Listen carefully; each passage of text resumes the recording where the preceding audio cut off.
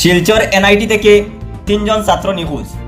Silchar NIT থেকে একদল ছাত্র হারাঙ্গাজাও ভ্রমণে গিয়েছিলেন। শনিবার সন্ধ্যায় ডিমাহাসা জেলার হারাঙ্গাজাওয়ের কাছে বুলশুল জলপ্রাপ্ত থেকে নিখোঁজ।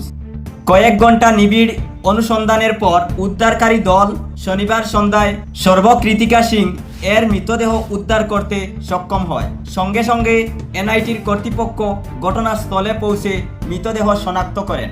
ডিমাহাসার পুলিশ সুপার কাকুটি বরাকের পুলিশকে বলেন যে অন্ধকার এবং প্রতিকূল পরিস্থিতির কারণে উদ্ধার অভিযান সাময়িকভাবে স্থগিত করা হয়েছে। রবিবার সকালে অভিযান আরম্ভ শুরু হবে। নিখোঁজ অন্য দুজন শিক্ষার্থীর নাম সুহার্দ রায় এবং রাধিকা। তারা দুজনেই ইনস্টিটিউটের প্রথম বর্ষের ছাত্রছাত্রী। এই ঘটনার ক্যাম্পাস এবং ছাত্র সমাজ জুড়ে শোকের ছায়া ফেলেছে। নিখোঁজ বাকি 2 শিক্ষার্থীর নিরাপদ পুনরুদ্ধারের জন্য প্রার্থনার ঝড় উঠেছে। ব্যুরো রিপোর্ট, রাজ SK টিভি। ভিডিওটি শেয়ার করে সবাইকে দেখার সুযোগ করে দিন।